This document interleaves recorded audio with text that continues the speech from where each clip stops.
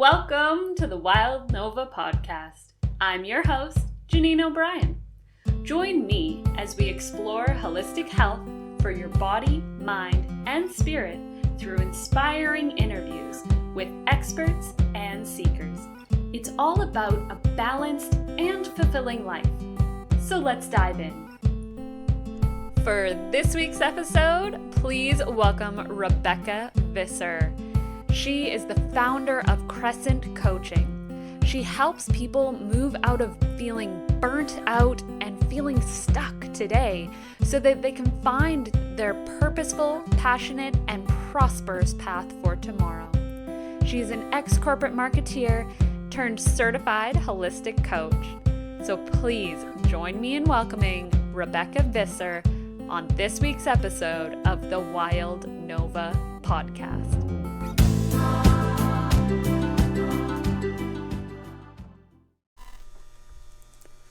Hello. It's Janine. I'm jumping in right at the beginning to kind of explain a little bit of this episode. There was some really frustrating technical difficulties for us from the very beginning. Honestly, Rebecca is amazing. She did such a good job working with this. There was a lag, so we kind of had the habit of talking over each other, and it made it really difficult for a conversation. She did an amazing job, though, and I want to thank her so much for that. That being said, I did have to do quite a bit of editing to try and make it so we weren't really talking over each other the entire episode. There are probably quite a few moments where my mic kind of glitches out, so the question isn't quite clear. Again, Rebecca did amazing. Thank you so much. I appreciate it. And I didn't want to scrap this episode. I really wanted to still be able to share it. So I have spent quite a bit of time editing to make it enjoyable to listen to. That being said, because of the glitches and the audio shifting and all of that, there is no video for this episode. It will just have a fun little graphic playing the entire time. But you can still catch it on YouTube. It will still be available because I do have a few subscribers over there that I know only go to the YouTube. So I don't want them to miss out on the episode. I am like 80% sure I have figured out what has been going on with all of the tech issues. So I really hope I have it sorted out now and we shouldn't have any other issues. I don't think there was anything that I have found yet for the next couple episodes. So please hang in there with me. I am very, very sorry. And I appreciate you listening. And I hope that you still can enjoy the episode and that you just get something amazing out of it. And again, Rebecca, thank you for being so patient and just so wonderful for this whole experience. Awesome. So I am so excited to interview Rebecca. I'm over the moon to have you on. I've looked at your socials and your website, and it's just beautiful, like so well put together, so well done. And yeah. So I just want to start off with my very first question that I ask everybody. Thank you. Were you like? I'm so excited to be here. So I just want to start off with my very first question that I ask everybody. What were you like as a child? Ooh, that is an amazing question. Yeah, it's funny. I was just at my brother's milestone birthday. So I got to see someone put together a slideshow. So I got to see a lot of young photos of me recently too. I think I was like, even from an early age, one of those introverted, Nice. extroverted people. Like, I could very easily be plopped down somewhere with like a puzzle and be engrossed in it for a really, really long time. My mom said I was a very, very easy child, difficult teenager. um, but then there's this part of me too that like wanted to put on dance performances and was like a big personality, and like was kind of one of those like adult little kids or whatever, like curious about what the adults were up to.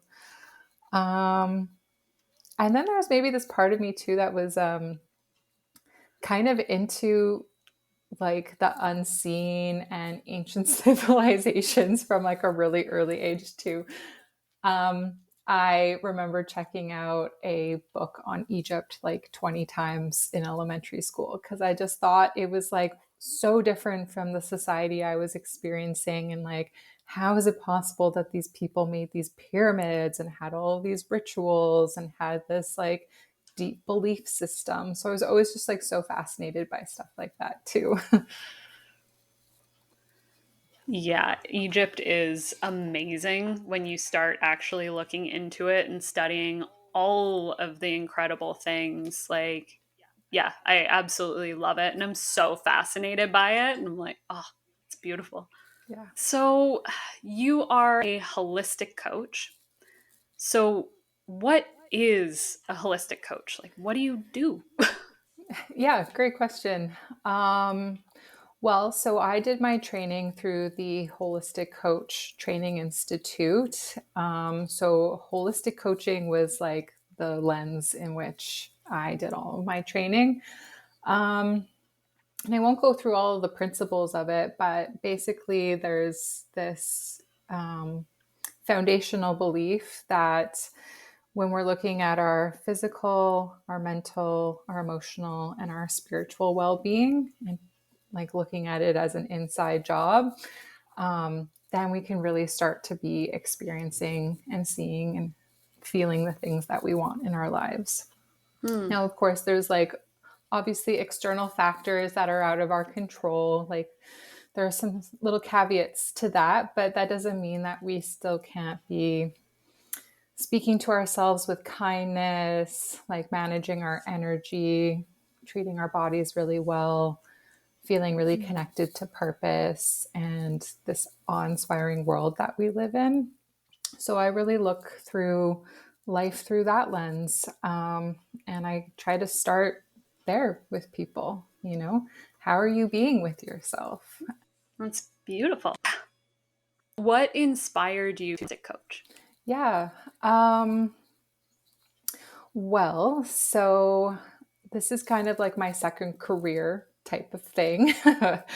um, Basically, just before we jumped on this call, we were talking about the wounded healer, and so Hmm. for myself, I finished university. I was really trying to make something of myself in this world. I was probably, you know, trying to make my parents happy, do what society said was good, like all of these things. I also have this like overachiever kind of part of me and like this perfectionist part of me. And so I worked really, really hard to get to the top of like this corporate structure, so to speak. And I got up there and I was like, wow, I'm miserable. Like my soul doesn't feel satisfied. This doesn't feel like it's for me. It feels like it's Yeah. for other people. And my well being was really suffering. Like I went through a really terrible burnout experience where I actually didn't work for half of the year. Like I was really getting back down to these, like, can I sleep 8 hours? Yeah. Can I feed myself properly? Like getting back to Yeah. the basics of life, really. So it was a bit of a like like a bomb almost going off of like I don't want to be where I'm at anymore. And so through that, I did a lot of healing work with other practitioners, self healing work. And 3, 4, 5 years later, kind of have transformed my life to be supporting people who were at that stage that I was at 5 years ago. So yeah, this craving, this hunger, this desire to be there for my past self a little bit is how I became a coach. Yeah, overwhelm, burnout, workaholism is so, like, I've felt it so strong through pretty much my whole life. Like, I was very work hard, work harder, work harder than everybody else, try to strive to be the best, and end up basically being not happy near the end of it. And like, I am burnt out, I am tired, I am overwhelmed. Every relationship in my life is falling apart.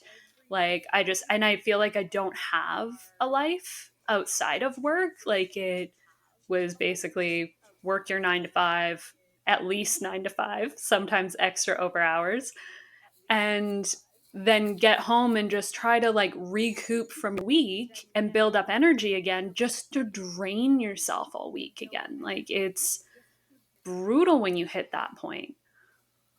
Yeah, I definitely resonate with that. And I bet a bunch of people do. And, even if like this huge pivot isn't, that's not for everyone, that's okay. But I think a big part of my work is helping people connect the dots that are external successes, like kind of feel empty if we're not taking care of like our inner successes and our inner world as well. Yeah. Yeah, and I think like everything in life, it's finding that good balance, like still being able to put forward your best foot at work and not feel like you're pulling back or lacking in that. So you can still feel passion and drive towards what you're doing without like over draining yourself, basically. Yeah, great way So to if put it. not, like when you're trying to build your business right now, like building your coaching business and all of that, how do you not fall back into those work habits of like overdoing it? Because now, like, I know as being self-employed, sometimes I'm like, oh, I can do it myself. Should I? No. Um, I make the excuse that it's for other people or it's wellness, and so it's okay. But I stop myself from overdoing it. Yeah. Sometimes I'm watching myself, like, almost catch myself slip back into a former pattern. And when that happens, I just like hold myself with like a lot of loving compassion, and that I was that way for most of my adult life. So it's not going to just immediately transform. And I hear what you say around like we're trying to build something, we're trying to get momentum. And what works really well for me, and like a mantra I always tell myself, is consistency over intensity. So I Hmm. have a very clear agreements with myself about what success looks like. I'm going to post once a week because that's what my capacity is right now on social Yeah. media. I'm going to create 2 blogs a month. That's my capacity right now. I'm going to reach out to 10 new people every week and just connect with them on a human to human level.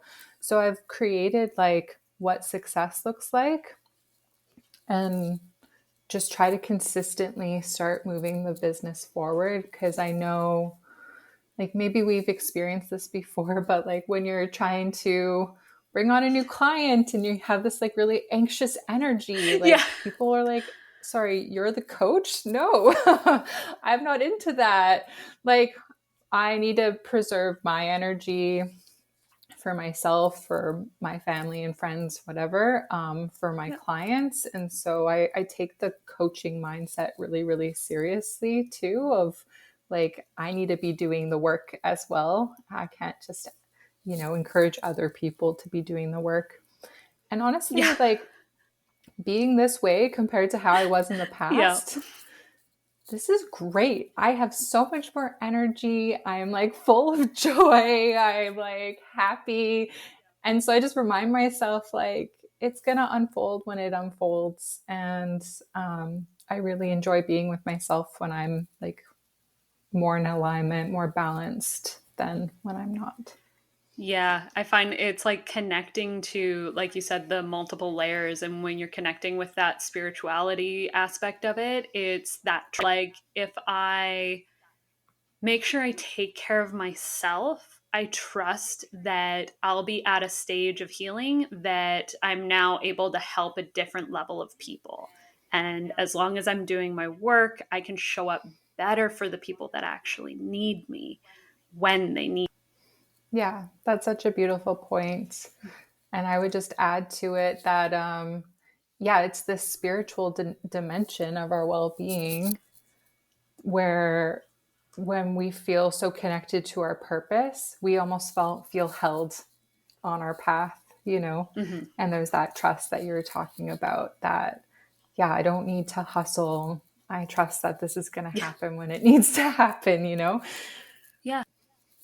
Yeah, I Yeah. find there's this really fine, again, we keep coming to balance where it's like, I trust in the universe to provide my ability to manifest what I need in my life when I'm in a good place, but also not sitting back on the couch doing nothing all the time, being like, well, come on, universe, just bring me on. It's like, no, you still have to do some work. Like you said, doing the blog posts that you're doing, which are amazing. You have so many up that are really helpful, and there's so much good information for people there.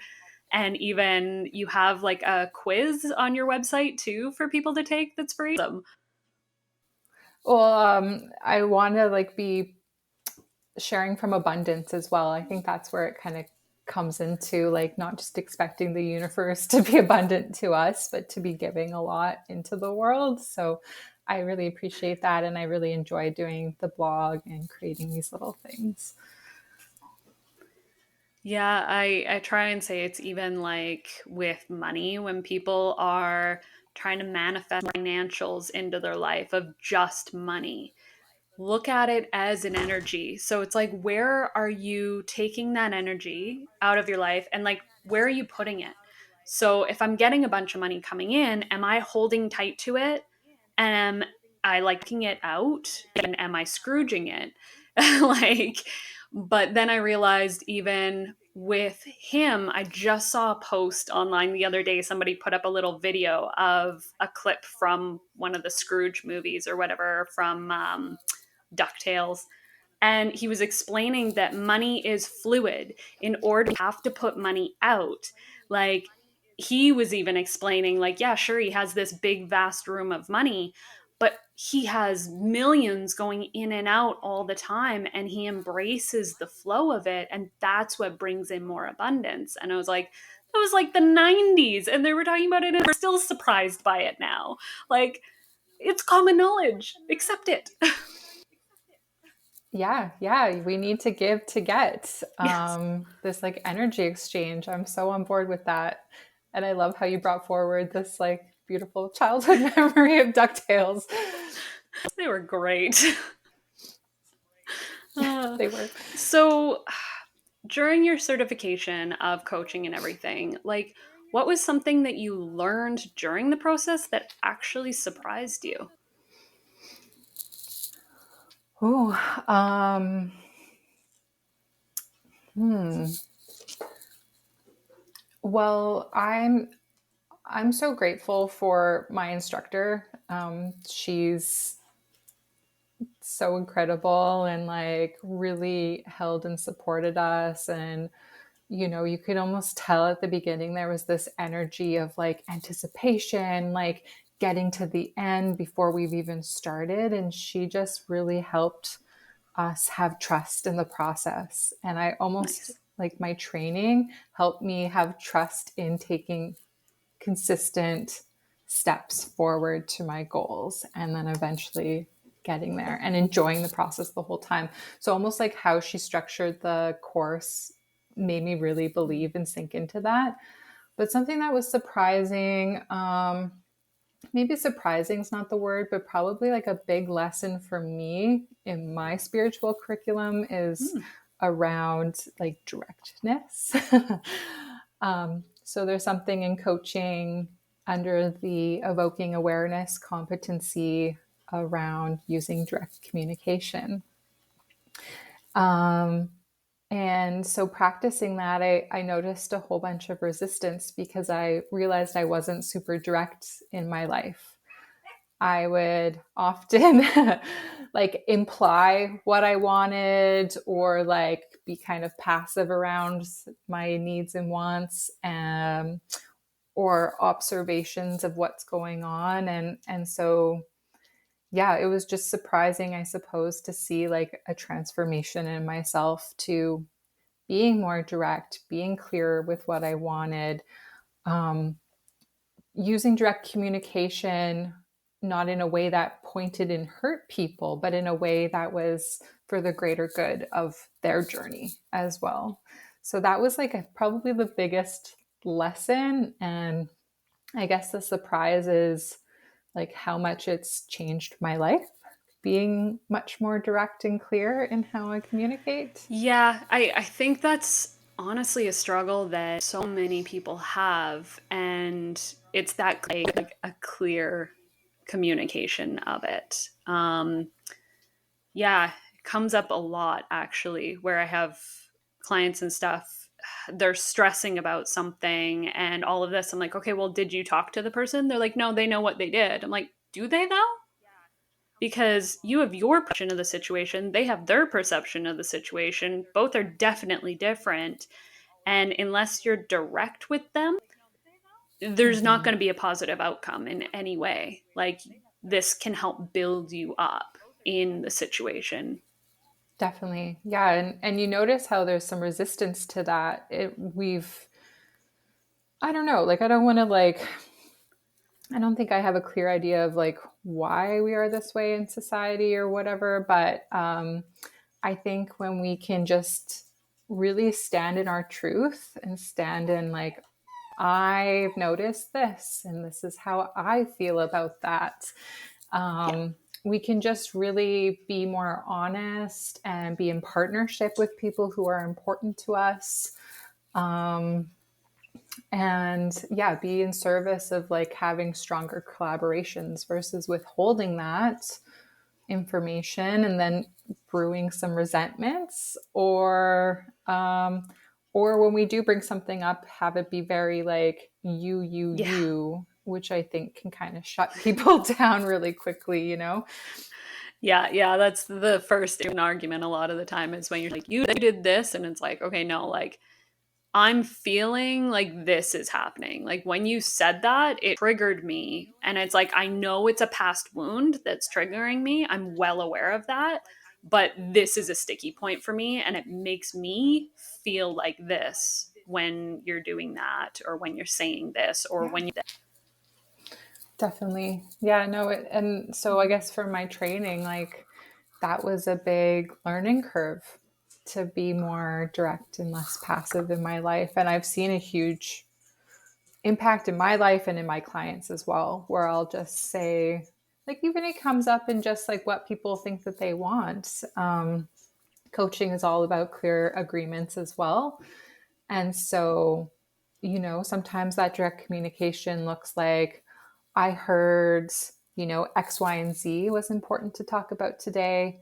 However, I've noticed the conversation has shifted to A, B, and C. Like, Yes. what's the correlation or not between those two? So by just sharing our observations, we can, coming full circle here, evoke awareness where we might not have that awareness before, which is so cool. Yeah. Yeah. That makes a massive difference. And especially, I find when you notice such a difference in your life that you're taking, it makes such a clear difference when you're working with your clients and stuff, where you're like, I've seen this work, I swear. So what did like burnout and all of that, like, when you were at the peak of it, like, you just all of a sudden realized you're like, I'm done, I'm overwhelmed, and like, I know you've talked about workaholism and stuff like that. Like, what do you think is the difference between literally being a workaholic and just a hard worker? Oh, that's a great question. And I'll just also like Like, not to be like, oh, I'm not the expert, but I'm not a mental health expert. So often when I speak on workaholism or anything that's like more in the mental health or past wound stuff, like I'll always tap on other people and get their perspectives as well. But for me, workaholism was like I became tunnel visioned within it. Like nothing Mm. else in my life mattered, and it was such a like like everything in my life was like had to be connected to work. All of my worth was coming from it. Every ounce of my identity and how I thought about myself was completely tied Yeah. into it. So that is kind of an unhealthy way to be, I would say, where I wasn't getting a lot of, like, I wasn't taking care of myself Yeah. whatsoever. So I guess like working from an unhealthy place maybe is how I would define it, or how I would, you know, make it different than hardworking. Hardworking, I think, is knowing our strengths, but also knowing our limits and having like a really solid network in other dimensions of our life, and having like pride in what we do and enjoyment and all of these things. Whereas on the workaholic side, I was not enjoying it anymore, but I felt so compelled. I was in this vicious cycle of like, I have to keep doing this or else my life will end or something. Like that was Yeah. the mindset I had. Yeah. Yep. Yeah, there's always some reason to it. I find it hard too because in society, one of the first questions that we ask somebody when we meet them is, "Oh, what do you do for work?" And it's like we put so much in question. And I always wanted a job that when I said it, people would be impressed. They would be proud of me and they wouldn't look down on me. And it was like, can we change to like, what do you do for Mm-hmm. fun? What's your actual interest? And what do you do to slowly like drain yourself every day? Yeah, yeah. I even catch myself today doing that as like a way to get to know people. Like, what do you do for work? So I'm also kind Yeah. of encouraging myself to ask different. In coaching, we call it the who versus the what. Um, so the who Mm, is like your soul, your identity, your worldview, what makes you unique, and the what is your accomplishments, your career, your external successes. So I try yeah. to learn more about who someone is, not what they do. Um, That's beautiful. I literally, on the last episode I recorded, in a book that I'm reading, he had this like poem thing, and it was explaining that what ends and beginnings, who is eternal. And it like just not asking people like, what are you? What are you? What are you? But who are you? Like at your soul and connecting to your heart. And it's like, it's so funny that you're, yeah, I hadn't heard about it until literally a couple of weeks ago. I'm like, oh my God, that connects so much. And now you're bringing it up again. It's like, oh, that's perfect. Yeah. oh, cool. What a Yeah. cool little nudge. Yeah. And maybe I'll just add there that, like, at my peak of burnout, I only was on the goal line of life, the what line of life. And I remember having some conversations with people where Yeah. they were asking about my who, and I had no idea who I was, what I liked, my hobbies, my likes and dislikes. I was so disconnected from that. And I think that's where people really hit this like something's got to change. I think it's at that moment where there's this realization of like, I have no idea who I am anymore outside of this job or outside of, it could be a relationship or whatever. Like when you fully enmesh into something, um, and you get an awareness around that, I think that's when people really go, okay, I'm ready for a big change now. Yeah. It was like living my life with a lot of trauma and not realizing that even when I was younger, going through what I'd consider some smaller traumas that just kind of built up. I was living my life in like a survival mode, and finally hitting a stage in my life where I could look at what I wanted to do in my life instead of what I had to do in my life. I was like, oh, what do you mean? I'm like, I can make this choice. Like, I don't have to do this, this, and this just to like put food on the table, have a roof over my head, all of this. I'm like, I can actually start making choices. Weekends, what do I want to do? What do I want to spend my time on, my energy on? And what friendships do I want to cultivate? Because that was a huge part that helped me, was changing all of the relationships I was in and making them ones that literally made me thrive and feel good, hang out with people and feel like crap for days after. I was like, okay, we're done. Like, Yeah, it's so empowering to have a choice point, you know, and to really feel emboldened to yeah, make those choices in our lives, and like however they're made through like the mind or the heart or like intuition or whatever. I just think like that change is so powerful, of like, wait a second, I don't just need to accept this. I am the in the driver's seat of my life. I am the main character of my life, as they say. yeah. So if you're in business and you're working in life and you just get really busy and you find yourself all of a sudden catching yourself, okay, I'm starting to get a bit overwhelmed. Like, what's one of the first things you do for self care to like kind of snap you back into a good kind of mental health place? Mm. Um, Rest. Try to do the opposite of what I'm doing. And that is something that I'm still kind of um, like unpacking, or like unraveling or whatever, of like just resting. So what do? I'm someone who's like very sensitive sensory Mm. wise. So like lots of noises can be disruptive for me, or stuff like that. So I'll just like lay down. Yeah. Like I'll get out of those things. Um, Meditations, visualizations. I just really allow myself to be quiet and back in myself. I'm also someone who's quite sensitive to other people's energies, so I can.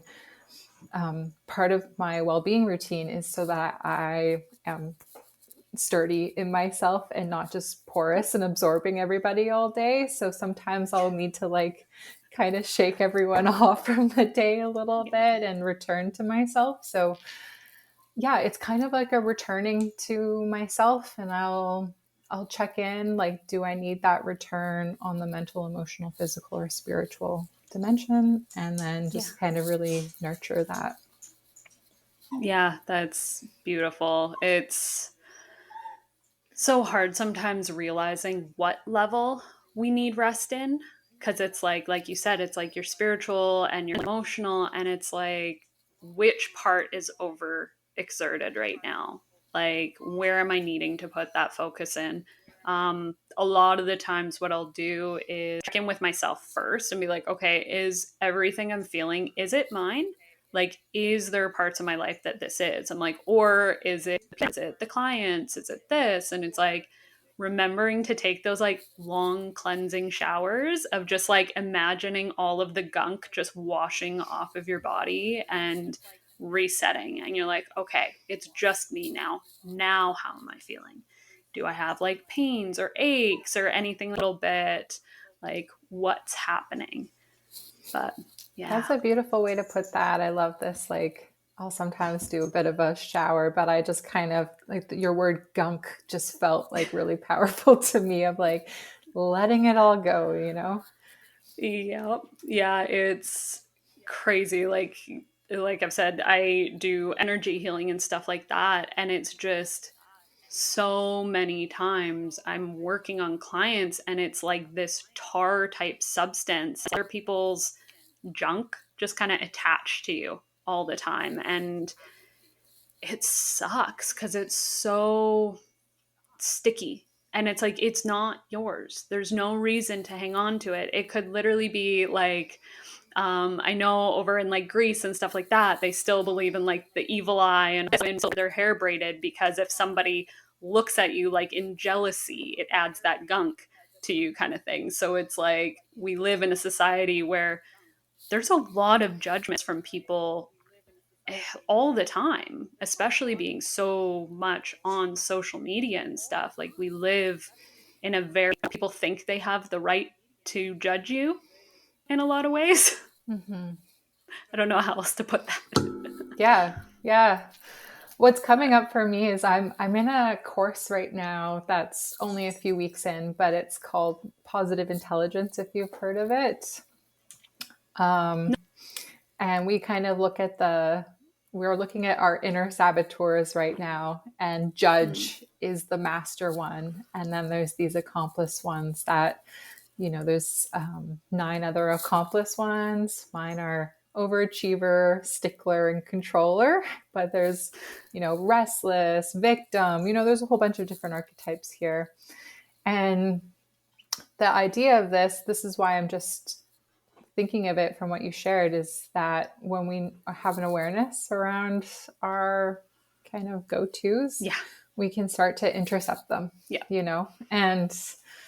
um, and yeah, it's been fun to practice this. I feel like I've been doing it in different ways, but it's been fun to just use different terms and practice, like, oh yeah, there's me judging maybe someone else. There's me judging this circumstance right now.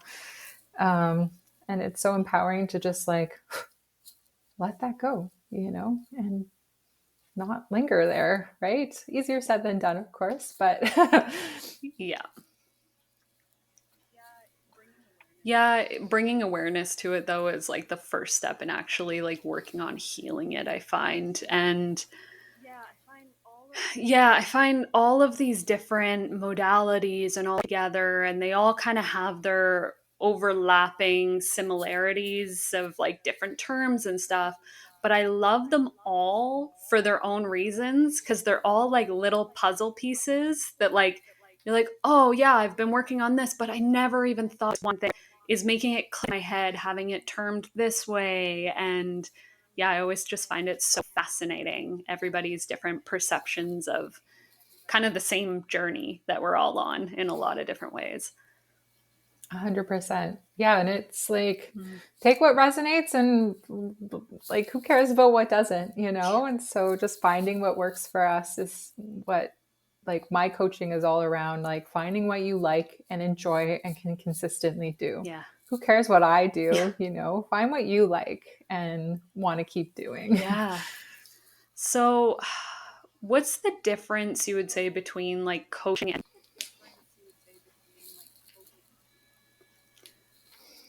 Sorry, I just missed the versus which one? oh versus mentoring? Okay, yeah, great. This is a great question, and it's a little bit like debated in the community a bit. But the coaching the training that I did is International Coaching Federation accredited coaching, so it has its Mhm. perspective on things. Um, so for me, coaching is about being in the passenger seat and my client being in the driver's seat. And I'm a guide, I'm a support, I'm an encourager. I'm looking out for, oh, what about this exit? Are we going off here? Nope. Okay, no worries. So it's really, it's not directive. It's not this top down energy that Mhm. maybe therapy has and mentoring has. It's a very collaborative partnership where um, I'm literally someone's partner in helping them Mm. identify, clarify, and create Yeah. steps for their dreams to come true. And like that is the best job in the whole world.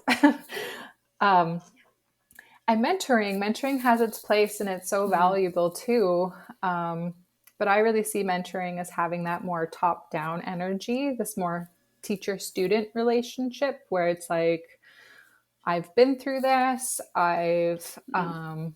experienced this, and here's the Yeah, I totally get exact that. steps that you should take so that you don't, have the same missteps or whatnot. So even though I've had like this, yeah, even though I've had this burnout experience, it's more from like I don't tell people how to get out of it. I maybe have that direct communication or that compassion element of like really understanding where they're what they're experiencing, but I'm not like, well, the way that you resolve that is you do A, B, C, and D, and now like life's good. You know, it's going to be different for every single person, and like my job is to connect people with what's going to work for them as a coach. So, what do you think is one of the most like frequent questions from like your initial discovery calls and stuff from people? Yeah, probably that question is up there. You know, the difference between Mhm. coaching and mentorship and therapy. So I'll clarify those distinctions. And maybe I'll just do that right now too. Like therapy and coaching is, I think of therapy as like healing the past wounds that are really open and vulnerable and really getting in the way of like moving forward in our Yeah. lives. And like, look, we're humans, we're going to have wounds, but coaching is amazing when that wound is more of a scar and it's there and we can be around it sometimes. But when we touch it, it's Yeah. not like, ouch, that really, really hurts and is getting in the way of Yeah. me moving forward. So therapy is like healing the wounds, and coaching is about, okay, well, what do you want to create now that you have this awareness? And so, yeah, I'll just say that. And then what else comes up?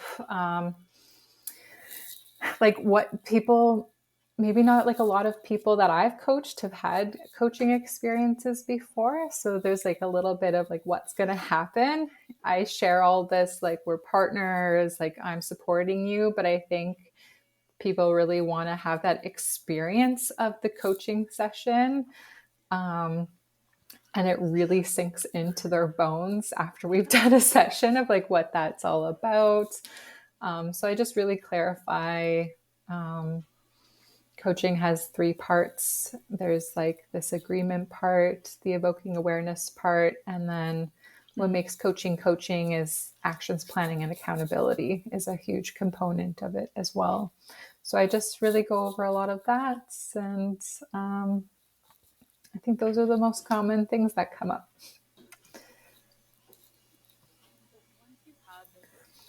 So, once you've had this awesome coaching call with somebody and the discovery call, what do you find are some of the biggest hangups that people have that don't have them move forward with actually getting a coach?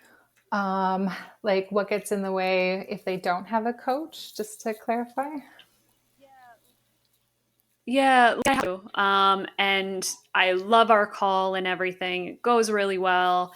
And then you ask me, like, basically, you're okay, like, let's do this, let's do the coach and all that. And I'm like, yeah, no. Like, what do you think is stopping some people for the most part?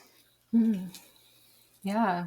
I think there's a bunch of personal Mhm. reasons. I hear time and money come up a lot as like things that get in the way. Um, you know, even reflecting on I wrote a newsletter about this recently, so it's very top of mind. But like, I used to be a digital marketer and I had a digital marketing business, and I didn't have a coach. I didn't have a mentor. I was not very connected in my network.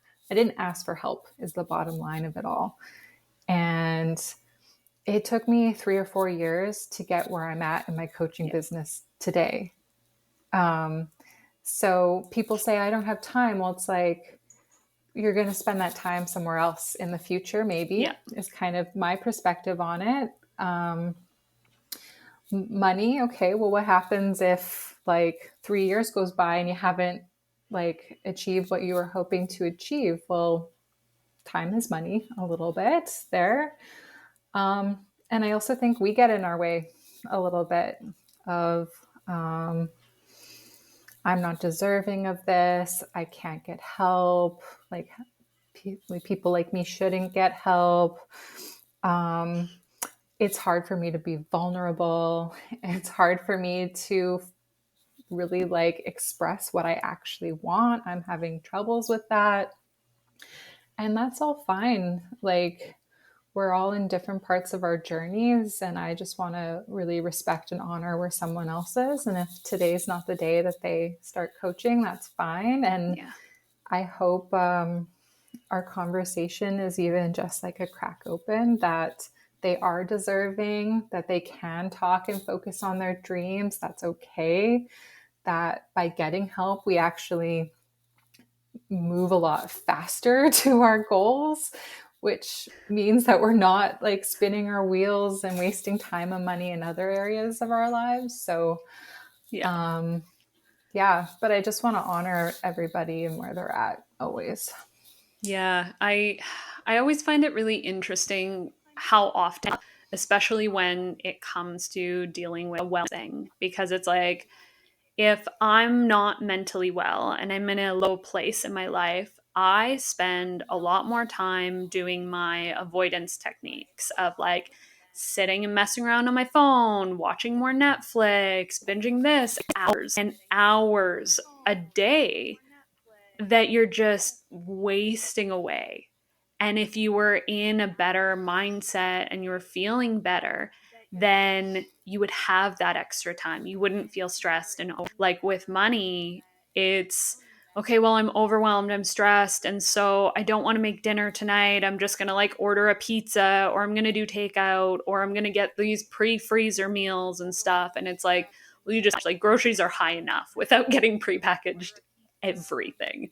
Yeah, it's just, yeah, how much we would. So I have the tendency myself of like my back gets really sore and tight when I'm stressed. And it's like I hold it all in my shoulders. And so then because I'm not dealing with my stress or doing my stretching and I'm avoiding, I need to go to my naturopath. I need to go to my chiropractor. I need to go get a massage. And I'm like, I just spent 5 times more than I would have if I just would have taken 10 minutes to stretch in the Mm-hmm. morning. Yeah, there's like, when we have these consistent practices, they can be so supportive that we don't need a bigger intervention, is what I'm hearing. And also, like, there's this, I totally get it. Like, I've been there. When you're at this really, really low place, it's hard to get momentum to get out of that, because you're in the vicious cycle Yeah. of like barely maintaining your day-to-day needs of like the very foundation of Maslow's Yeah. hierarchy, So there is this like Yeah. readiness that needs to happen of like, maybe there is like a step or two in the healing that's happening where the readiness and the upswing of energy is there.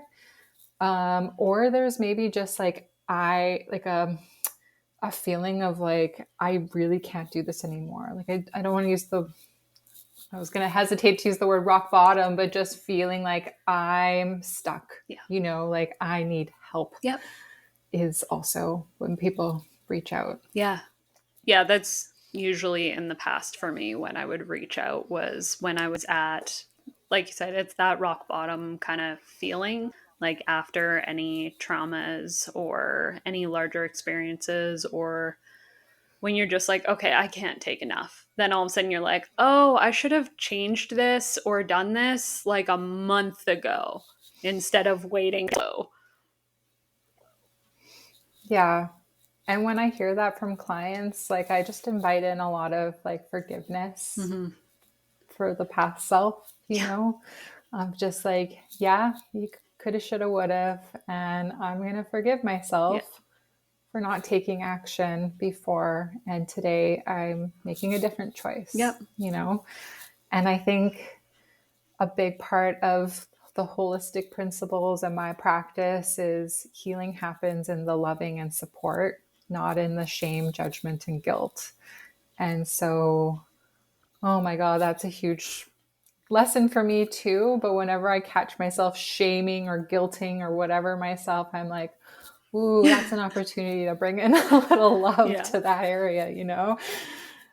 Um, so yeah, we don't need to beat ourselves up. We just, yeah, that was the choice we made with the information we had back then, and now it's different. Yeah. Is there like any common challenges that you're noticing in your clients, and like how do you help them kind of overcome those? Yeah, well, actually, like speaking of the shame, judgment, and guilt, sometimes I see that a lot. Mm. Or, I haven't done this, like, and so I'm really guilty about that. I'm really this about that. Um, so again, I really like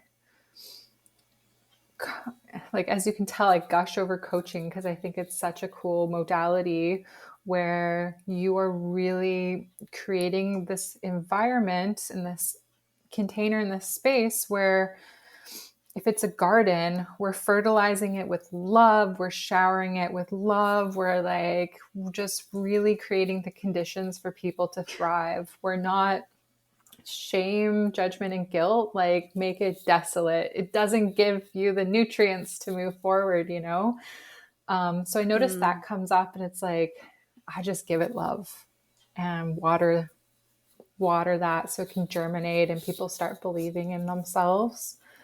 And the other thing I notice is kind of around directness too, where coaching is very consent and agreement based. So, I start the coaching session with, what do you want to coach on today? It's very driven by the client, and we explore that. And sometimes people are not used to being so direct in their lives of saying, well, I want to work on X, Y, and Z. So Yeah.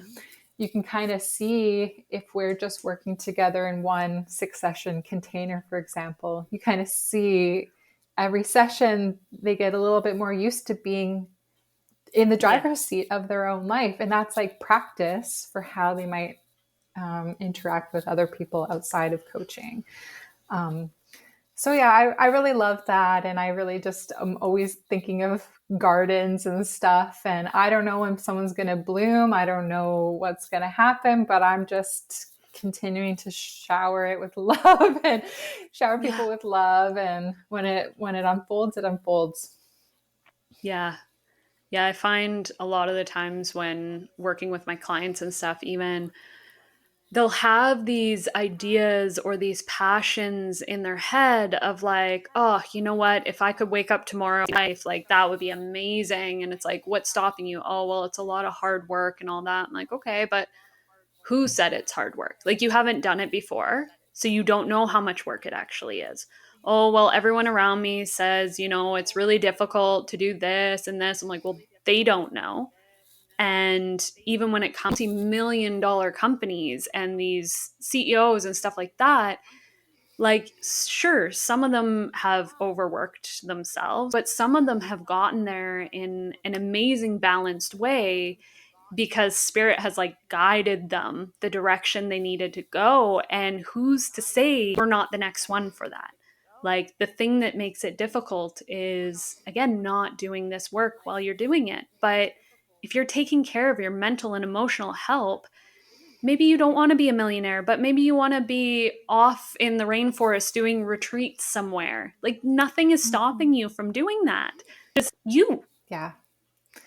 And completely agree. And we like our own limiting beliefs can almost put us in a prison of our own making sometimes. And the door is always open, and we just need to walk through it anytime. And um, what's cool about coaching is because of the actions planning and accountability, um, people start to break down what they want into little steps.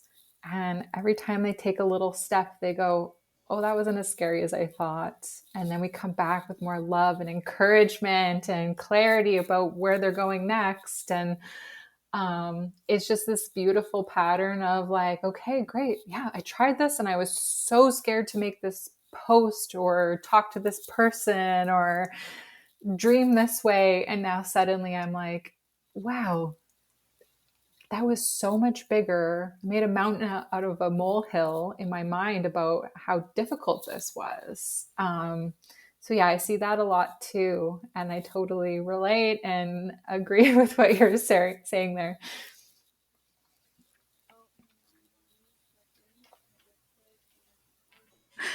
So, one of the questions I wanted to ask was like what strategies do you use to help your clients when they kind of end up having obstacles or kind of setbacks in their journey? Yeah. So this maybe kind of brings in a bit of that debate about where the coach's role is and whatnot.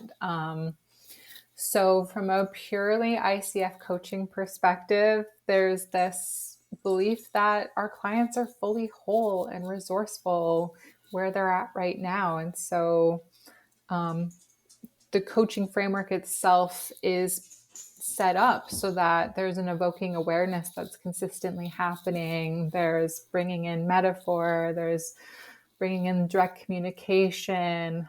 So, that alone can like really interrupt the former patterns and like create new awareness and new areas. But of course, like sometimes we're just like in a loop. We're just in Mhm. a loop. And so I'm bringing in a little bit more like visualization into my practice, where people can just like, I don't know, like connect in with the wisdom that wants to be shared, and Mhm. they're just having trouble accessing it at this stage or trusting it. But I really like to take a more, I don't want to be directive, like, but sometimes I'll bring in like, here's a worksheet or here's whatever. But again, it's very, very consent based for me. Like I don't want to create a codependency relationship as well. Like that's kind of very important to me and how I do my practice is that I don't want folks to be like, well, I can only make things happen if Rebecca is there with me, or Rebecca holds me accountable. It's like, no, you hold yourself accountable. You create your own awareness. So that's just like a deep philosophy of mine. And um, part of this work is creating that self-sufficiency and reliance on ourselves. Mhm. And so there is a little bit of, ooh, this doesn't make me feel comfortable. I would love someone to just pull me out of this. And it's like, no, we all got to do our work and walk our own path. And I'm here to support you along the way. But you got to walk out of that jail of your own creation Yep. yourself, you know? Yeah. So, Yeah. As somebody who does energy healing, like if my client isn't ready to let go of something, I force it out of them. Like it'll just come right back. Like it will be stuck to them energetically. Like when you are ready to let go and when you're at that stage, it just falls off of you. I just give it a little flick sometimes. Like I just go, okay, it's time now. Let's go. And it just releases a little bit easier. But yeah. exactly. Yes. Like, people, like, and there's no shame or judgment or guilt around this. Like, we hold on to stories for a reason. Hmm. They're helping us in some way, and it's up to the client to decide when they want to let go of that and Yep. that they're choosing a different way now. And maybe they never will, and that's totally fine too. Um, so, yeah, I completely agree. Like, it's up to them and their journey. Yeah, and I find like on this journey, there's so many levels to it. Like you'll revisit the same thing sometimes, and you're like, I thought I was done with this. It's like, no, you're just hitting a different side of the issue now. Like we've worked on the other part. You're well aware of what was going on that part. So let's look at the situation from another angle this time. Like, what were we maybe missing to look at? Like, what is hiding in that shadow that's in there? Like, yeah. Yeah, we're often, and I don't love the word test, but we're often like, part of the healing is to come against the pattern again and then choose a different way, right? Yeah. So, there are opportunities for us to, that choice point again of like, yeah, I needed to learn this. It took me a bunch of times to learn this lesson, but here I am now. I've learned that lesson. Yeah. So, yeah, it's always a learning and growing opportunity. Yeah, I got on my fridge and it's something like, what was it? Like healing isn't not coming up, not having bad things kind of thing. It's how I deal with those bad things when they come up.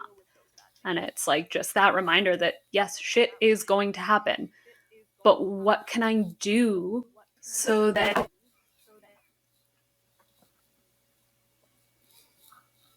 Yeah.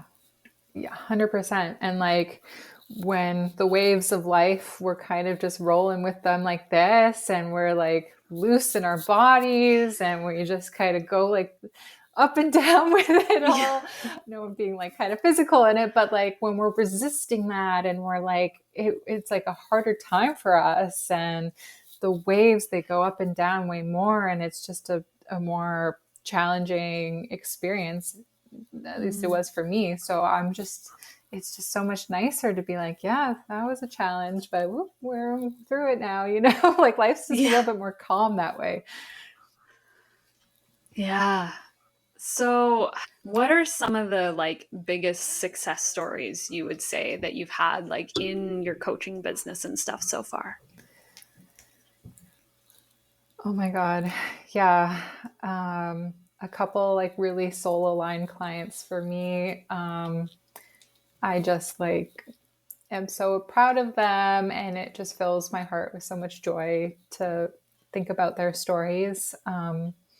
One of my first ever clients had just moved back to Vancouver, and they were trying to find a job. They were getting settled, like they're restarting their lives basically.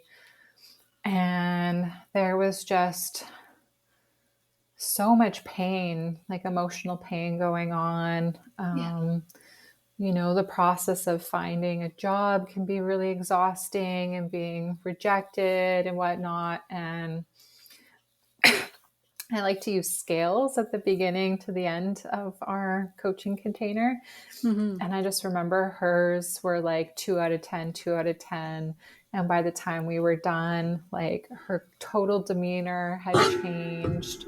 Her energy was like light, Mm-hmm. and she was self reporting like a 7, 8, 9, 10 out of 10 across these different dimensions. And that was amazing. And then another person had been writing a novel for like a decade, and like there was all of these limiting beliefs around like, I can't be a published author, like who wants to read Yeah. this, who wants to whatever. um, Yeah. and a couple months after we finished coaching, she sent me a message and was like, not only did I get my book published, but I just signed for a trilogy for my That's novel. amazing. Like, and like I almost like was crying myself. Yeah. I'm like, this is so amazing. It just goes to show how like we have all of these assumptions about what other people are going to think, what we're capable of. And when we put a little bit of loving attention onto what we actually want and start taking incremental steps to make it happen, like Yeah. it's going to happen.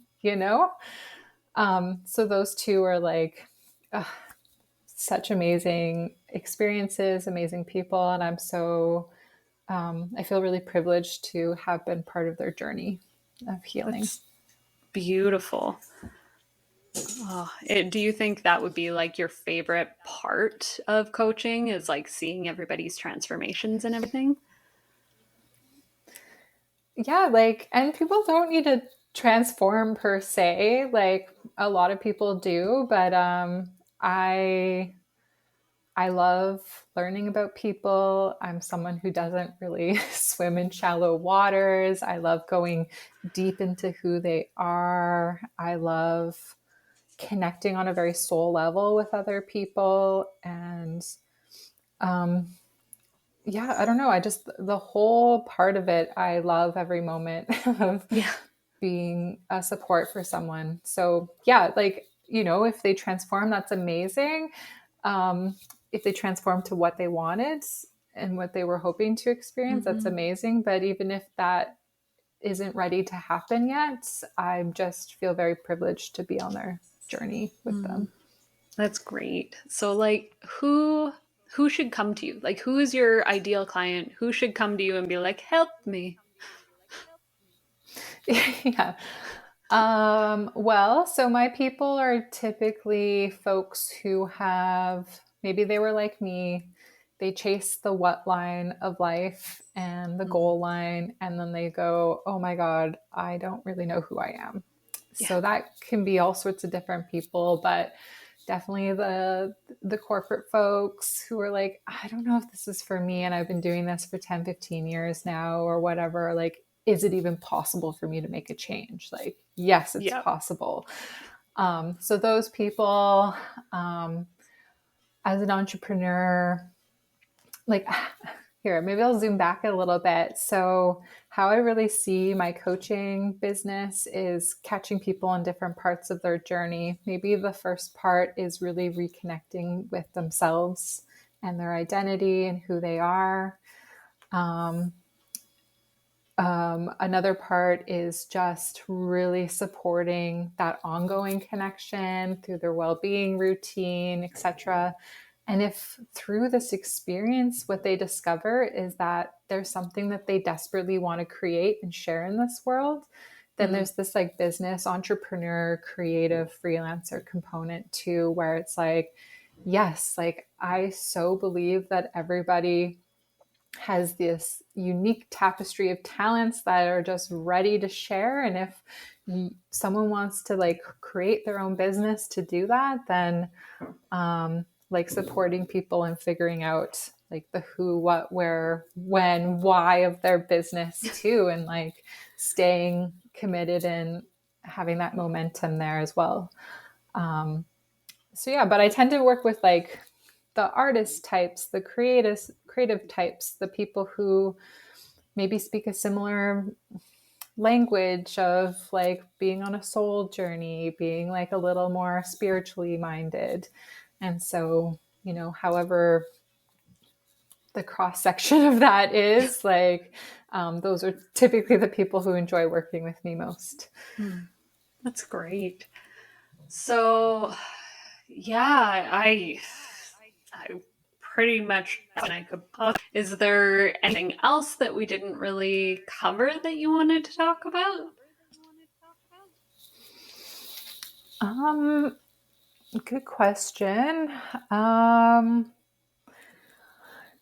I think I'll just reiterate that, like, what I love about coaching is that, and balance. I was talking to another coach, and she likes the word alignment over balance more. But whatever word resonates, it's like whatever the calibration of what success looks like for my person or the client is going to be so unique to them, and it's all a matter of like checking in with where they're at and what they want to create. And it's super customized. Like, even though there's kind of different entry points to keep it a customized experience, like, I just really believe that we're all so unique and different. And I love Yeah. figuring out that compass for someone and helping them walk that path. But Mm-hmm. yeah, I think I've shared everything that's on my heart. I've really enjoyed our conversation. So thank you. Oh, I love that. So basically, what I do at the very end is I ask a couple of rapid fire questions, which is going to be kind of funny because we have a little bit of a lag. So it will be a little less rapid fire than usual, but Okay, uh, sure. all right. So, would you rather watch a movie or read a book? Oh, it depends on the day. I like both. I love both. Yeah. What is your favorite season of the year? I'm a shoulder season person. Spring number one, fall number two. Nice. Do you prefer sweet or savory? Um, I enjoy both, but I'm probably lean on the sweet tooth a little bit more. What is your favorite plant? Ooh, maybe lavender. I use lavender all the time. I love the Yeah. smell. I love everything about it. It's all over my house, so probably lavender. Yes. What is the best place you've ever been?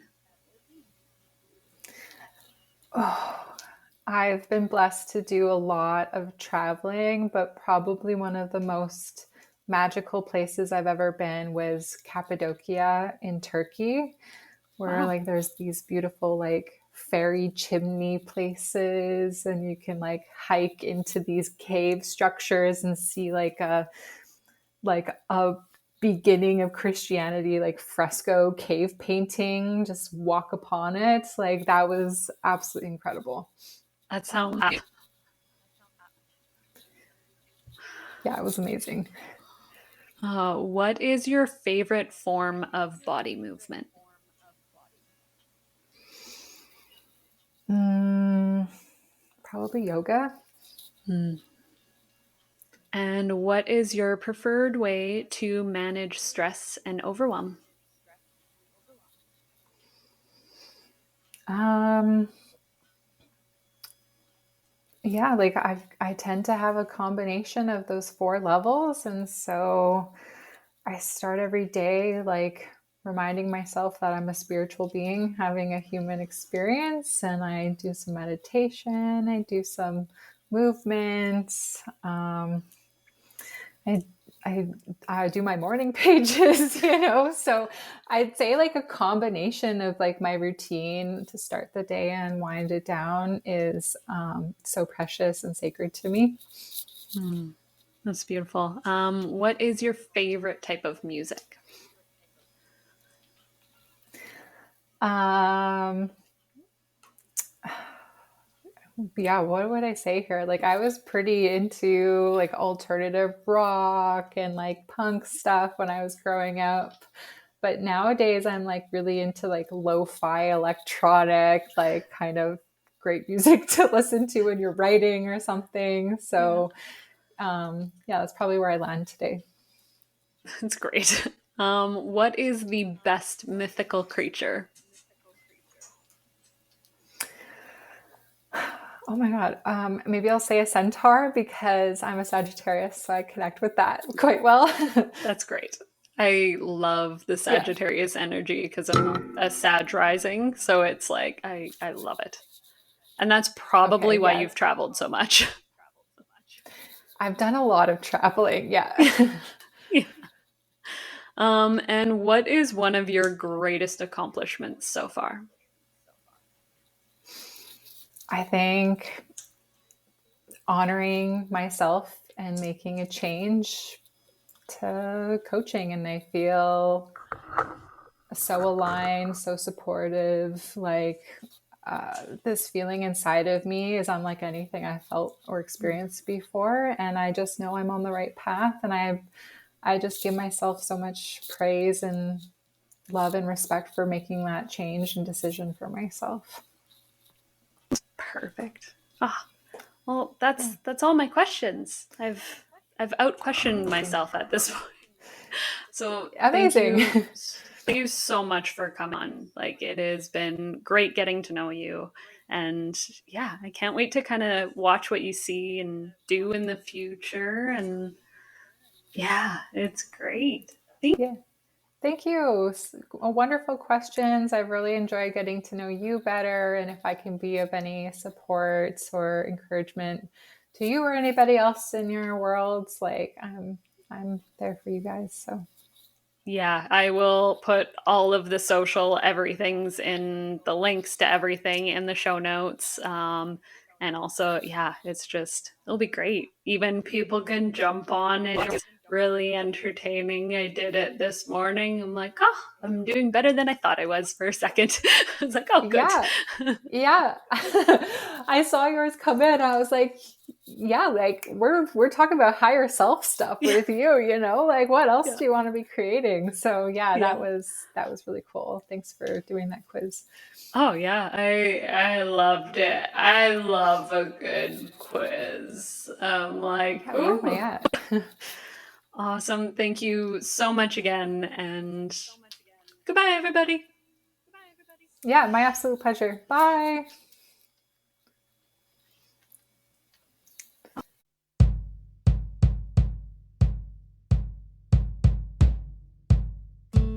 Thank you again so much to Rebecca Visser for coming on the Wild Nova podcast. If you would like to find more from her, you can find her on Instagram at Crescent Coaching, Facebook at Crescent Holistic Coaching, and her personal website at crescentcoaching.ca.